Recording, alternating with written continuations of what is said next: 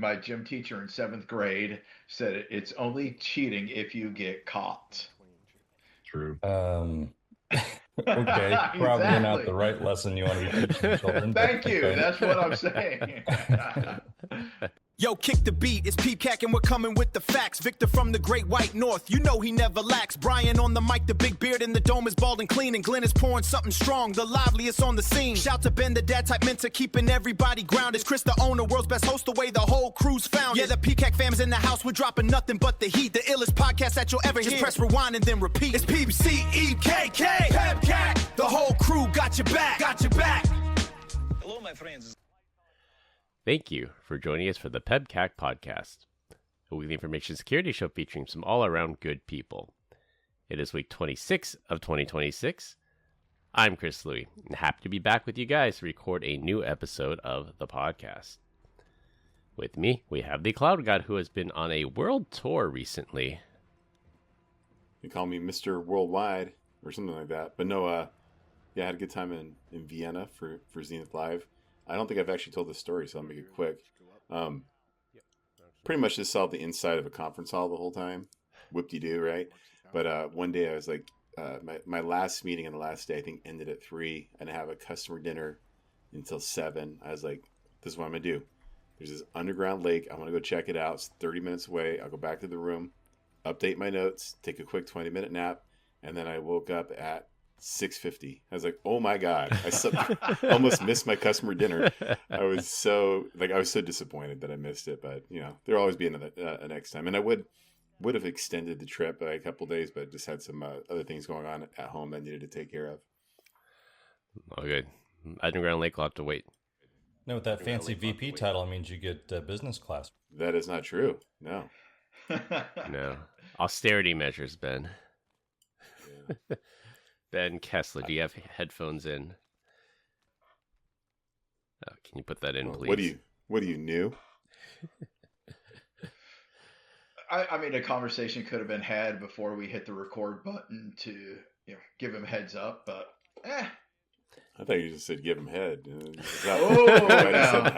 It was that kind of party. Hey now. Thank you. I'll introduce our other Ben.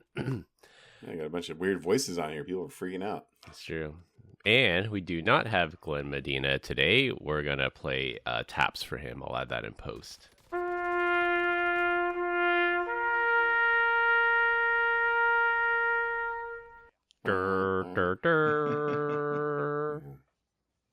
Another victim of the train. What kind of train? The place he works at. They just work you hard. Fair enough. Our first guest this week is the returning Ben Coral, who is now our 4th host. Welcome back, Ben. Always a pleasure. Or should he be our 3rd host? Like, we'll demote Glenn and then we'll promote Ben. So he could be our 3rd host. Ben is now officially a host, and Glenn is this little peon. He's a guest. We're going to have him on as a guest now. He's a guest from here on out. Yeah. Our second guest this week is the returning Ben Kessler. Yes, we have Ben Squared for today's podcast. Welcome back, Ben Kessler. 2 Bens, no waiting. I feel like we've had both of you on before because I think I've made the Ben Squared joke before. I have to go back and check. I don't remember if Mr. Coral was on the last time I was on. I heard, Ben, your middle name is Dover. Is that correct? Dover. Although you might be stealing the thunder of one of my dad jokes. Oh, my bad. Did Brian look ahead, or is that just a coincidence? Coincidence. Are you familiar with the acronym? I think it's an acronym. BOHICA? I am indeed. Chris, do you know what it is as well? I was in the military. I live in California, so yes, I know what that means. What does California have to do with anything with the military? I don't understand. No, just a tax day. Yeah, the tax. Say BOHICA. Yeah. Right? Oh, right. okay. I live in a very high tax state. I just found that one the other day, so it's in the ether, and I'm putting it out into the lexicon. Here we go. Sounds good. Well, that's a problem. It's the problem. Yeah, it's got that A. The again. It's not just the again. Yes. Bend over. Here it comes again. Yep. All right. Now you all know. BOHICA. BOHICA. Combined, we have decades of information security experience here, not just to educate, but to entertain. We've got 4 awesome stories to this week, so sit back, relax, and happy Prime Day to all who celebrate. By the way, very nice Prime Day, because usually Chris is like, what are you guys buying for Prime Day? I'm like, well, if you're the one doing all this stuff, share it with us. Like, well, I found a $50 Best Buy gift card that has $5 extra on it. I'm like, piss off. I'm not going to waste my time on that. And you never find anything good. There we go, Brian, ruining story number 4 again. No. Heads up. It's been the same exact thing for the last 4 years, 5 years, however long this damn podcast has been going on. And you're still whining and complaining about it. You know, Ben, I have your back on so much stuff. Don't turncoat on me. This week, we're going to talk about free vacation days, hacking the hackers. For our third topic, spying on the spyware makers, and close with TWU talk. And for those of you that have not heard the last 4 years of podcasts, TWU is things we won't use. For our first topic, NL Health Services in Newfoundland and Labrador had to issue a full apology after their simulated phishing test went sideways. The phishing email test was framed as recognition for all the hard work and extra effort during the rollout of their new digital health information system. It promised the staff an additional paid day off as a thank you and included a link button to register and claim that extra vacation day. Clicking the link revealed that it was a test, marking that person as a fail for cybersecurity awareness. And this is your classic phishing simulation bait. Urgency plus reward plus authority from your employer equals high click-through rates. Surprising absolutely no one, the employees were irate. This wasn't just a generic click here for a free gift card test. Healthcare workers have been slammed with overtime, denied leave, and massive pressure from that digital health system launch. Many were exhausted, short-staffed, and dealing with real-life stress. The email dangled something people desperately wanted, which was extra time off right when vacation freezes and workloads were high. People got excited, clicked thinking it was legit, then felt tricked and demoralized when it was revealed as fake. The workers' unions called it cruel, insensitive, and in poor taste. Now I'm just reporting the news, but my personal opinion, attackers will not show you mercy, and neither should your security awareness training. Was it cruel? Probably, but will it make employees think twice before clicking? I sure hope so. No, absolutely. Sorry. But no, it's not cruel. Why would that be cruel? This is exactly what and why we're trying to train our people to do. We want them to identify realistic looking phishing messages. That's what this was. And if this wasn't legit, would the security team have gotten flack for their controls breaking down? Honestly, if this came from an attacker and people clicked, would the same organization issue an apology to anybody who clicked saying that bad person should not have toyed with their emotions and forgiven them for having clicked and losing PHI or shutting down the facilities? To me, this just sounds like pandering. Bad people do bad things. If this was real, if that was a cyber criminal, what are the consequences that organization would have felt? I don't think this should be a slap on the wrist. I don't like that they're calling it insensitive or in poor taste. I say anybody is likely to be able to click in the right time, the right circumstances. So they found something that was very relevant, and I would not be surprised if cyber criminals have taken notice of this news article, and going forward, similar tactics be used at not just this facility, but healthcare facilities around the world. Completely agree. I was just thinking while you're talking that sounds like a great idea for other cyber criminals out there to use this. Yeah, obviously it works. And I've said in the past that I would design campaigns around, and if I wanted to drive up the click rate, I would put out a new HR policy, and you're going to have people clicking on that, especially if you mentioned holiday or vacation. And the other time is if you attach an Excel spreadsheet or something, and you say executive bonuses. people are going to click on that? Yeah, it's Should not they? cruel. No, That's it's not realistic. cruel. Yes. So this is very timely, as I just ran a phishing campaign myself. Is everyone aware? I got that email. Was I targeted? Were you being cruel to me? No. He was cruel because when I clicked on the link and it brought up his face on that webpage for his new website, that was very cruel to me to have to see that. Okay. So I felt like all the Anthropic, Fable 5, Mythos stuff was just getting so much attention. So then I was like, well, I wonder if I could take advantage of this situation just a little bit. So I was like, I wanted to create like kind of an absurd article based off all the speculation. So like everyone was like, oh, Anthropic shut down Fable 5 because of the NSA breach, right? But I was like, it turns out it wasn't that. It was the KFC actually got hacked. And so I go into this thing about, it's, finger licking compromise, spices. And all 11 herbs and spices are out there. Yep. Now, what's interesting about this is I wanted to see how much I could do without breaking too many rules. So I needed to get 2 clicks. And so I posted this on LinkedIn and I was like, hey, you want to read more? Click here to continue. How many people of the 44,000 impressions do you actually went and clicked on that link number 1, which was not phishing, but it was a link to a blog post? So how many of those 44,000 people do you think actually went there? 2,000. 5% conversion rate. So yeah, I think right at 2,000. Yeah.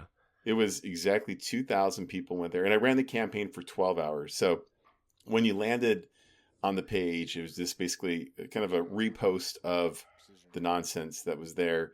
And then as you scroll down, it did the typical Wall Street Journal, which is like you hit the paywall. Yeah. And so now you have to, you're trying to access exclusive investigations. So you have to sign in with your phone number, Gmail, or Apple, right? Oh, and then from there, yeah. And so I was like, I wonder how many people would actually click on that. So I was vibe coding like a mother effer. Like I'm telling you, like this stuff looks so damn good. So then I came through and I was like, all right, not only am I going to see if I can get them to click it, and then this is where I had like this ethical dilemma of like, should I get first name, last name, email address? I was like, no, I think I'll put a little warning on there. So out of the people that actually, clicked and visited the site, how many people do you actually think, hey, I should log in? What do you think that number is? 5% of that 2,000, so 100? More. I would have originally guessed 250. So, man, Ben's killing it. Ben Coral's killing it today. So, like, number one, like you would come over here and you'd click on like yes, I'm a Google person or Apple, and so it was like just north of.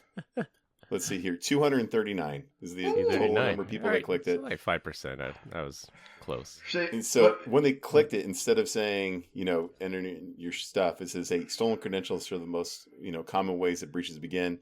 I said, don't be the person that turns a bad click into a board meeting. And then in bold, I said, you are officially the reason why phishing training exists. Thanks for visiting. More details to come on this. And then eventually I went back and surely enough, I edited the post and said, like, this was just a test, a little demonstration of trust. And the engagement on that went down. Surprise! I like it. Surprise! Yeah. But what he's not telling you is that on the bottom of the page, if you entered all of that, it had him saying, "You are the problem. You're why it exists." But the image was him on the body, his face on the body of Conan the Barbarian. Okay, all right. Don't listen to my friend. He's adopted. That's funny. All right, that sounds like that needs to be AI generated. So Kessler, did you actually see this? No, I did not. Okay. I got a corporate phishing test email within the last week, and I correctly identified it as phishing and sent it off to our internal distribution list. And they're like, "Hey, good for you. You identified it successfully, identified it, and blah blah blah." Instead of like clicking, right clicking or whatever, and report as phishing, you forwarded it to the CEO. I did our email alias. Come on now. Yeah, there is a phishing link to report it. I know there is one now. Yeah. Now the little yeah. Yeah. By the way, the most surprising stat of people that engaged with it on LinkedIn was actually 5% were people from Zscaler. I thought the number was, this is like my following in general is like, I think that'd be higher. But yeah, I think it, where the heck was it? Yeah, total impressions members reached 35,000. Nice. It makes me giggle. So, yeah. See, you're exploiting people's trust in you, and they should know better. Like, always think twice better, before you click. This kind of goes to show you. Yeah, I have a whole write up. It was funny. It's like there's some third party called theexploit.co, and it's like satire type of security. Has it ever heard of it? Yeah. Okay, so yeah, they reached out. They're like, "Would you like to put your findings on here?" And that's cool. We think it's a very interesting article. So I've been working with the legal team to see like what I can say versus what I can't. So nice. Coming soon to a theater near you. Yeah. I think enough time has passed. We could actually talk about it on the podcast, but Brian was definitely here. Ben Kessler, were you here pre-IPO at Zscaler? I was not. Okay, so Brian and I were the only two that got it. And pre-IPO, we had been working here, a couple of years, and then we get a email out of the blue purportedly from our CEO, Jay, and it says, "Hey, we've had a couple good quarters, and you know what's coming next in our journey. This is, we're gonna drop our S1. You can learn more about our IPO. All you gotta do is click on this link, and we're gonna have a big webinar and tell you what's coming next." And that was the phishing lure, and the link that it would take you to was Zscaler, but the L was a capital I think. And I think that had a pretty. So number one, this was an authorized red team exercise. So it was a phishing test, but I think it had a fairly high click-through rate of the employees that were here at the time. So it's exactly like the formula that they talked about. We talked about here, some sort of urgency. You better register if it's a webinar. You're going to miss out on what's coming next. Reward, we're all excited to IPO our company. And then authority, purportedly coming from our CEO. And that was one of the red team exercises here that got some people on the naughty list. Yeah, and it's pretty easy for the bad guys if they're doing targeted attacks. Hey, company XYZ just made a press release about this acquisition they're doing. Click here to learn more about the acquisition, what that means to your job, or blah, blah, blah, right? As opposed to the silly texts I get that say, oh, you have these parking violations, and just generic, whatever. Fines. Like, okay. Yeah, okay, delete, whatever. But so... Anyway, everybody has to be ever vigilant, right? Yep. Gotta inspect everything. I don't know if I've ever used the word vigilant in a sentence before. Stay vigilant. Yeah. Otherwise, Bohica. Way to bring it back, man. Anyways, that's the moral of the story here. Like, despite what Ben Quarles says, like you can feel bad for the employees that fell for this, but I say no guardrails on the phishing tests. Oh, absolutely. I mean, I feel for them. I do, but I truly hope this is a learning experience for them. Yeah, gloves off. Throw down. Yeah. I mean, well, the risks are so high. The risks are so high, Welcome and to the it just exposes the training opportunities, right? Yes. Yeah. I mean, even a single pair of compromised credentials, we saw what happened to Change Healthcare. That was a single pair of compromised credentials, no MFA. They hit I think it was like a Citrix box, and they just got full access. And it took down like America's pharmacies for a good amount of time. That was just one pair of compromised credentials. So, I mean, you got to balance it out. Like, look at all the damage you could have done versus, sure, we got your hopes up. Yeah, ancient news at this point, but the target breach was a VPN. It's the same thing, right? That was was that HVAC or contractor was that login? HVAC contractor login. Yeah. No, its target was the HVAC contractor, I believe. Yeah.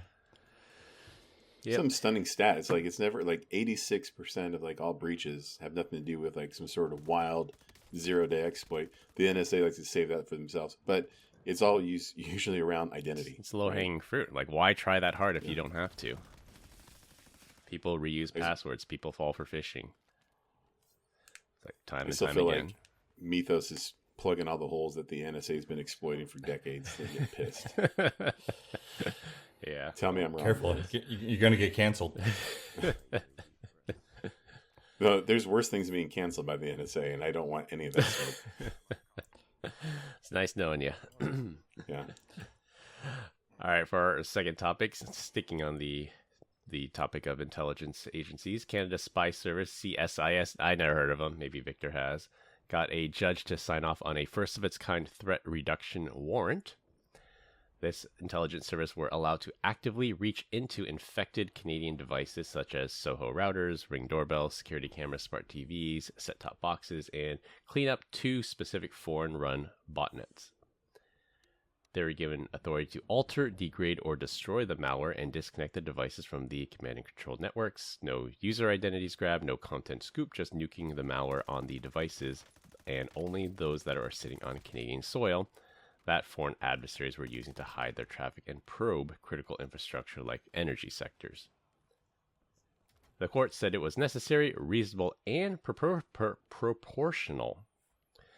Without the warrant, touching someone else's gear would have been computer mischief under the criminal code or a violation of the CFAA here in the U.S.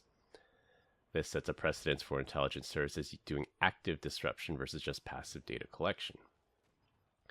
Infected IoT devices are demonstrably bad. Everyone can agree on that. Knocking them off the internet and disconnecting them from the botnet is undeniably a good thing, and I would like to see more of this. Are you surprised that Ring was included on that? I thought they would do a little bit better, to be honest with you, especially because I think they force MFA on everything. Yeah. Possibly, yeah. Well, they did have, I think they got in a bit of trouble, I remember, a little while ago. I think it was credential stuffing because they didn't enforce MFA.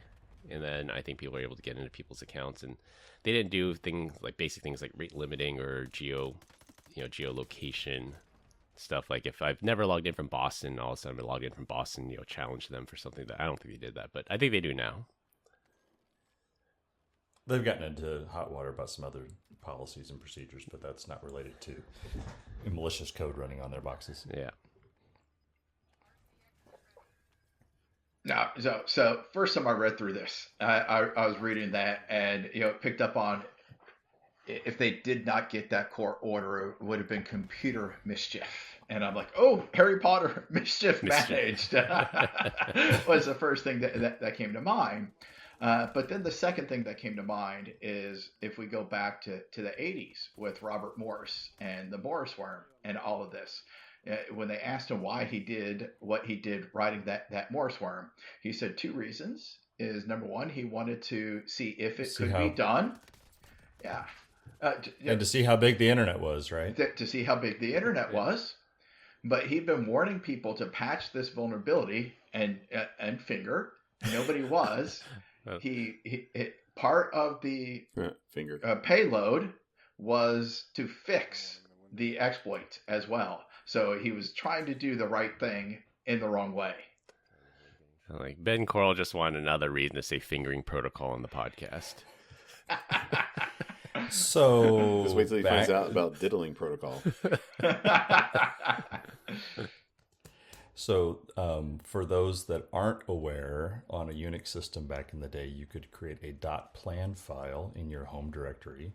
And then if somebody fingered you, so finger Ben Coral at host whatever, and his .plan file would show up saying what he was working on. So that is how the finger protocol worked. I feel weird being the guy that's taking the high road here on this conversation. I bet you could have some fun with that, right? You could put funny ASCII art in that plan file. And see, I played with .history. I played with a lot of those old things. Yes, the old Unix sysadmin in me.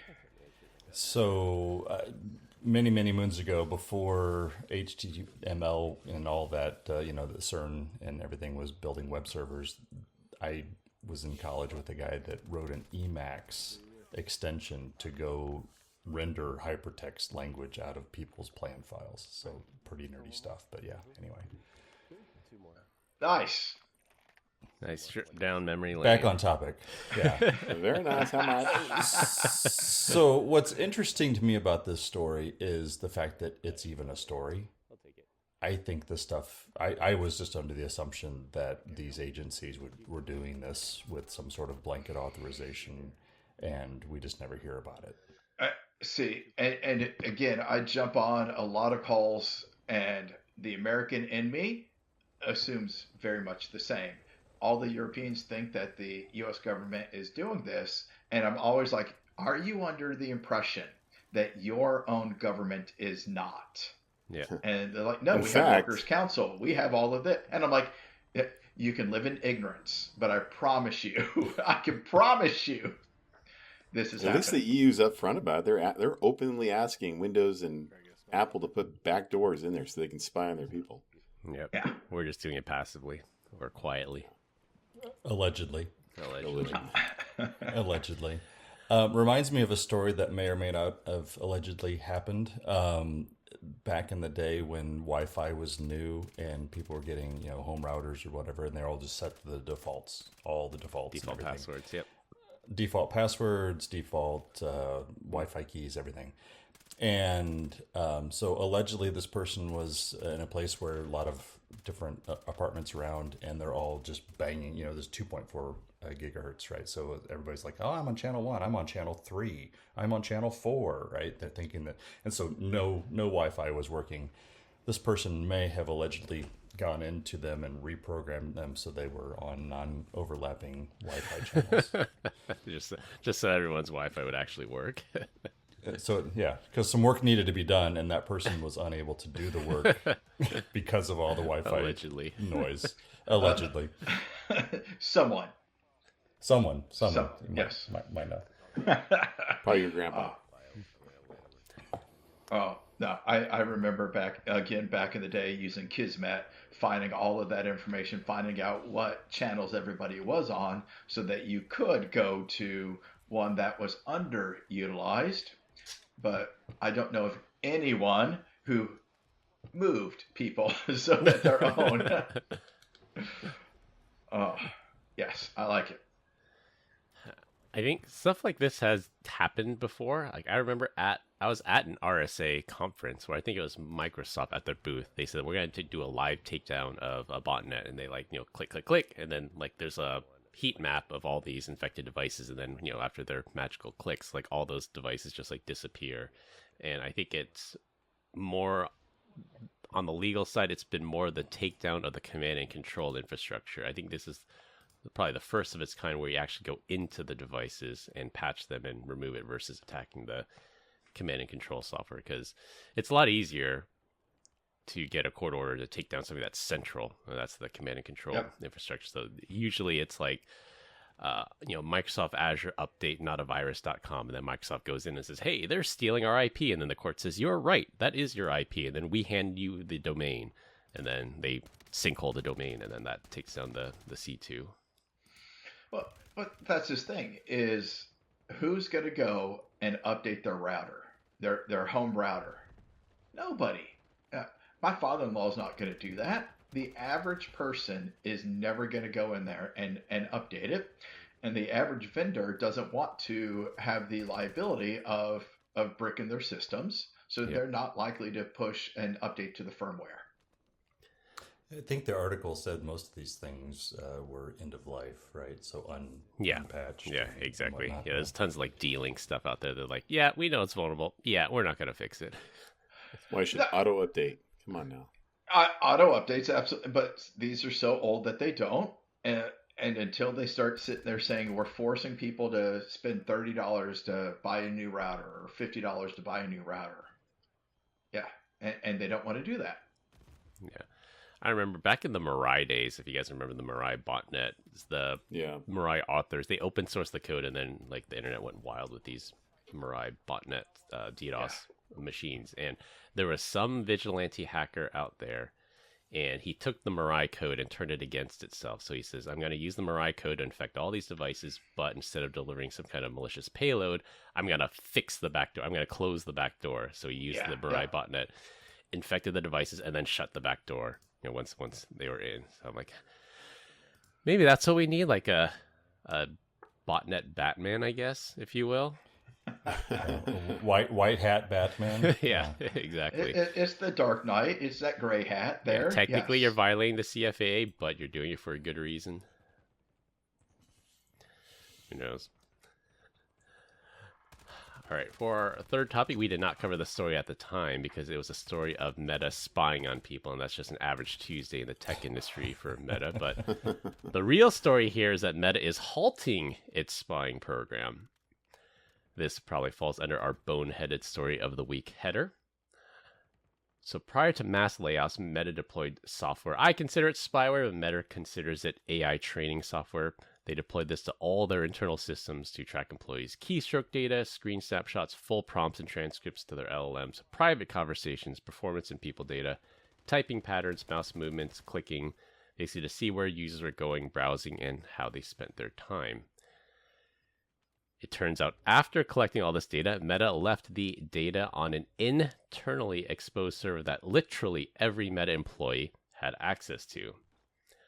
Really, no surprise here. It was not a sophisticated state-backed actor that broke in. It was a, wait for it, misconfigured access control list. Instead of the deny any, they probably set it to allow any, something like that. There's a textbook insider threat data segmentation failure. You're collecting extremely sensitive data under the banner of training, and then you fail at basic least privilege access.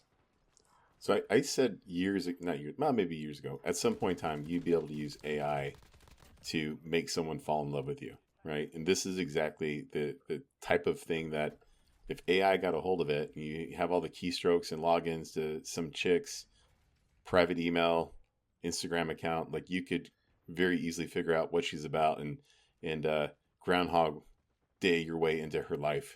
And you know what I'm saying? Like, I think it would be possible. Like, if you had that, if you have the ability to, like, I'm sure you guys have seen that video. It's like the, couple's driving and the woman's like, hey, let me see your Instagram. The guy hands him the phone. Yeah, let me see your Facebook, hands him the phone. And then she's like, let me see your ChatGPT history. He throws it out the window.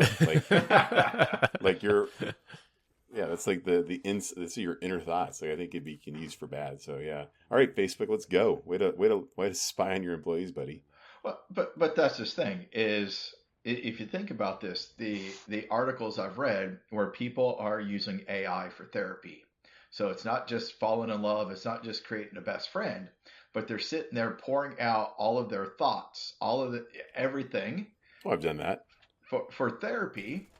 And imagine they've run out of tokens on theirs. So now they're using the corporate tokens. Now they're doing all of that at work, and all of that is being captured. Oh my goodness.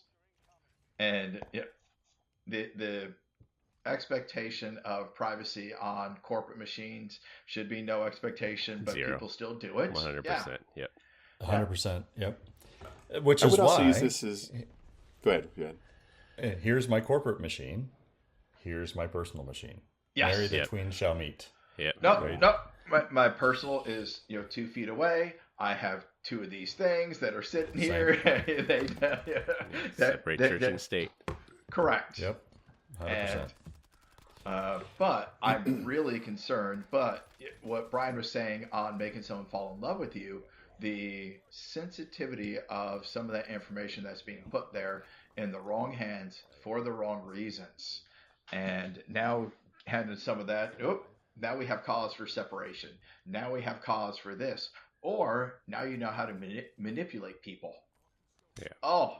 Well, hence the fall in love part, yeah. But like this is one of those things too. Like you can almost use it for like a gauge of like how insane you really are, right? Like remember, in my college days, man, Brian's got a drinking problem. I'm like, I don't know, I'm doing pretty good. Like my roommate, he's asleep naked and in my bed, right? Like that guy's got a problem. At least I made it to work today. But yeah, I would think that you like. I think it sounds like personal experience, not an actual anecdote. Allegedly, you knew a guy. Everything is real life experiences here, boys. Kessler, now we know why Deej knows what Bohica was. I was saying it. All right. But no, you have those intrusive thoughts, and one of them, I guess it's not an intrusive thought, but I would love for the end of the world to come, just so I can walk through all my neighbors' houses and be like, are they pigs? I just want to know, like, is their house clean or is it filthy? Like every once in a while you walk into someone's house, you're like, Jesus Christ, what's that smell? Like, you know what I mean? Yeah. Like, why is there piles of laundry everywhere? What is like, you know what I mean? Like just crazy stuff. See, that's one of my fears is you are blind to the smell of your house, Yeah. but everybody else who walks in can smell it. So I'm always curious because I've gone in enough people's houses, and oh, wow. So I'm curious what mine is. I invited Brian to my house, and when he came in, he's like, "Why do you have a sweet potato sitting on your counter?" It's just like something so random. Well, it was number one. It was wilted and all lubed up, so I was like, Whoa, whoa. No, none of that actually happened. What really did happen is like, how long you guys been here again? Like over a year. Why do you still have like the cellophane on your microwave and your TV in your dishwasher? We haven't taken it off yet. I'm like, what the heck? Because the cleanest service that he uses doesn't get to that level of detail. It's true. Yeah, he was there for a reason. You know what's so funny though is like all things considered, Chris as a dad, he's actually a really good dad, right? Like so. Thank you. From the sense of like, the divide and conquer. We have to understand that as husband and wives, we have some things that we want to do just by ourselves. So I think one time I was over there, and Grace was, she went out to do the gym or something like that. And so I'm watching Chris in his element, like he is so far in our life. He's just a weirdo. Like Chris is just a weirdo, right? But as a dad, he's over here making food, chopping vegetables, getting the drinks, and then cracking the whip on the kids. Like, no, sit down, do your homework lovingly, right? But it was kind of cool to like kind of watch, and like the kids just no pushback. They're just like, hey, dad says something, he means it. Period. Like it was actually kind of a cool. The dad jokes per hour meter, where does it land? Dear God, no, Dominic's just hitting you with him left, right, and center, and he is unlike Chris, who can't make eye contact because he gets weirded out. Dominic is just like right here in your face, just like, blah, blah, blah, blah. And you're just like, all right, yeah, let's do this, buddy. And then it was just nonstop. Like so the dad jokes are not because Chris likes them; it's because his son is all about it. True, excellent. He's the jokester of the family for sure. Love it. Yeah. Yep. That derailed my train of thought. I was going to say something. Oh, no. By the way, also there one time where Grace was present as well. And, again, double teaming the whole kitchen dynamic, kid dynamic. And so there was no casting of aspersions towards Grace as if she was not a good mom or wife, because she's equally, probably even better than Chris. Let's be real. But yeah. I remember what I was going to say. Oh, yeah. So back to your point about telling your inner secrets to the LLM or whatever here. This is a treasure trove of like blackmail information and social engineering fuel as well. So if the wrong person got this, they could potentially have a lot good blackmail material, or not, instead of making someone fall in love with you, manipulate them into doing something that you want them to do. That's a Tuesday, right? That's a Tuesday in the social media industry, because that's what they do. Yeah. So this should not be a surprise to anybody that works there. It shouldn't be, but it's still disappointing to see. It would be disheartening for you to find it and be like, whoa, what happened? We're supposed to be capturing everybody else's, not our own information. Yeah. So. Rewind to topic number 2, where we don't think our spy agencies are doing this stuff under the covers.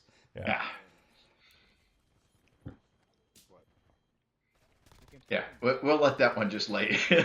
Not go into that. All right, I have 8 minutes left, guys. Let's make it worth it. All right, so Brian's favorite topic for our last topic, and it'll be a rotating topic every week. This week, as is tradition around Amazon Prime Day, we will talk about Temu, things we won't use. So did you guys find any good deals this Prime Day and buy anything? Usually Glenn has some good stuff. Glenn buys tons of useless stuff. I did not even know it was Prime Day, so...